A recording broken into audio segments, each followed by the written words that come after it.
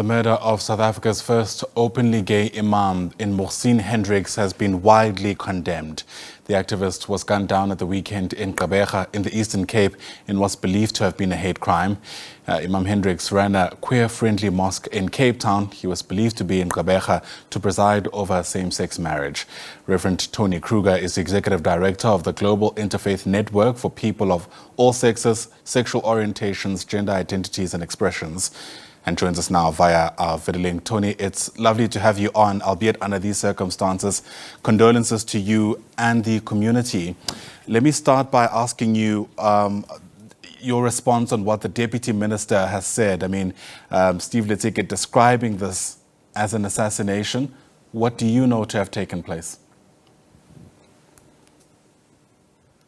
So I think that none of us know for sure what has caused the killing. We're all waiting to hear. It does look like an assassination, but we're very cautious around framing it as such, because we just don't know at this point. Obviously, we do know that Muhsin was, had previously been threatened, that he risked his life regularly just by being who he was, but we really don't know at this point what actually happened. My next question, whether you or Muhsin ever felt that there was any kind of threat to his life linked specifically to his work? Well, yes, I think that he did experience threats to his life, that he was threatened, in fact, because of his work. Yeah, absolutely.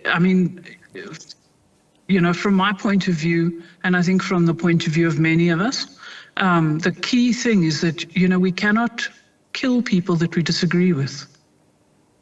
We can, one of the key things about living in a country like South Africa, which is a secular country, is that we must be able to disagree civilly. Yeah, absolutely. And beyond it being a secular country, it's typically seen as a beacon of human rights, one of the best constitutions, we're told, in the world. But despite that, we're still finding that there's still so much violent disagreement, for lack of a better term, on the ground. And in many ways, this killing, I suppose, brings all of that to the surface. Yes, no, absolutely. And we know that LGBT people in South Africa still experience significant amounts of violence, despite the brilliance of the Constitution, that there's still a gap between what we have in theory and what we have in practice. And I think that this killing is making many of us feel significantly more vulnerable than we did before Saturday. Imam Hendricks being described as a pioneer, and in fact, these are journalists who write for publications like the BBC, for example. So it's a story that's now garnered international attention. And I wonder, in what ways you reckon we should be spending the next couple of days reflecting on that pioneering work? I think that, Imam Muhsin was a pioneer, he was a visionary, he espoused a liberation theology of Islam, and he made so much difference to the lives of so many queer Muslims who are marginalized in many contexts around the world.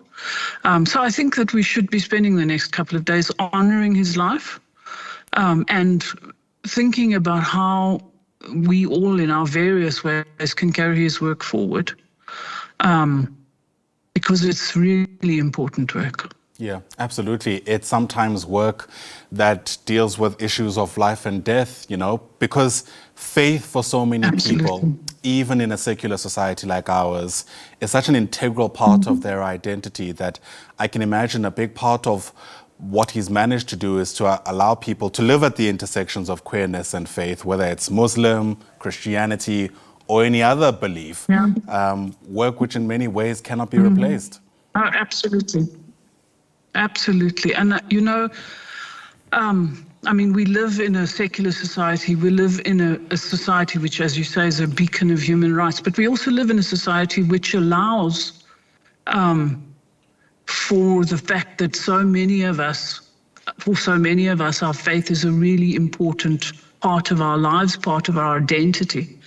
And Muhsin was squarely at that intersection. I mean, as the Global Interfaith Network is also, at that intersection where people can find the healing that they need in order to be able to make sense of being people of faith, but also being queer or in other ways marginalized.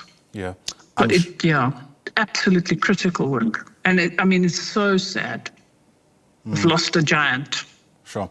I'm sure you, Muhsin, many others in your line of work have faced questions around why you just don't leave, why you continue fighting from inside these institutions as opposed to breaking away and starting your own thing. What's your response to that?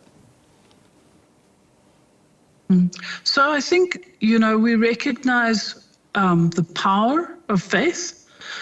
We recognize the power of these institutions, and we cannot just abandon them. I mean, apart from the personal meaning that these traditions have for us and the communities have for us, we cannot abandon the space. We cannot just walk away and say, oh, it's fine, I'm going off to go and do something of my own.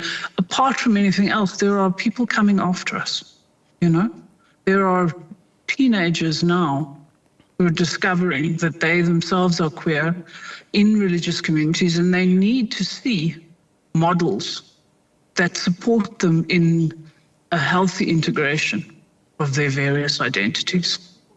So we can't just walk away. Sure. As I mentioned at the beginning of our discussion, there's been condemnation from a number of organizations. I am yet to see, though, that kind of sentiment from religious organizations, shall I call them mainstream religious organizations? And I wonder how far you reckon something like that would go, because even though there are, let's call them very serious theological differences, I'm sure at the very least, there is an agreement that violence, the kind that leads to the loss of life, shouldn't be acceptable. So I have seen statements from the ulama, and from the Muslim Judicial Council, as well as from the Claremont Main Road Mosque, and every one of those statements has condemned the killing of Imam Muhsin. At least one of them felt the need to say that they disagreed vigorously with his theology, but they still condemned the killing. And I think that we might wish for some of these institutions to go further, but I think that it is at least important that every one of them is saying that this kind of violence is not a reasonable response and not an appropriate response within a faith tradition. Because none of our faith traditions condone violence. All of our faith traditions, including Islam, require that every person be treated with dignity, and that every person receive justice. So, I think that those three institutions, certainly the ulama and the Muslim Judicial Council, count as mainstream. Fair enough. Liberation theology dates back several years, decades, perhaps even longer than that. And I wonder, as we arrive at this moment of introspection, whether you reckon there's a whole lot more reception towards it, even if it's not within necessarily clerical spaces, for lack of a better term, but amongst ordinary people who walk and frequent these spaces. Are you finding that there's a whole lot more acceptance within the mosques or the church than there was a couple of decades ago? I do think so. I think that, one of the amazing things about living in South Africa is that we have this history, and obviously it's a terrible history, but I think that it is a history which taught us that dehumanizing people on the basis of characteristics that they cannot choose is wholly unacceptable. And so a liberation theology which then honors the voices of those who are, so to speak, at the bottom of the pile, which honors the lived experience of every human being, is particularly valuable, and in some respects, particularly, as South Africans, I think many of us can see the relevance. I do think that over the last 20 years, things have shifted, but we still have a lot of work to do. Yeah. It's very evident. We still have a lot of work to do. This killing has, of course, sent shockwaves throughout the community, and I think for many other people who've watched on. But I'm sure it also feels quite personal to you, Reverend Toni. How are you going to remember Imam Hendricks? Muhsin was such a gentleman. He was such a gentleman. I remember the first time I met him was in 2016, and he shared a prayer of light with us. I don't have all of the words now, but it goes something like light above me, light below me, light to my left, light to my right. And it was so beautiful, and that's how I will remember Muhsin. Sure. And as that person who brought that light into my life and to the light of many others. Sure. And in many ways, hopefully that light will keep shining. Reverend Toni, thanks very much indeed for giving us your time at this difficult time. I have no doubt there's a lot going through your own mind and many who form part of your community. So really do appreciate your taking a moment to speak to us. Reverend Toni Kruger is the Executive Director of the Global Interfaith Network once again.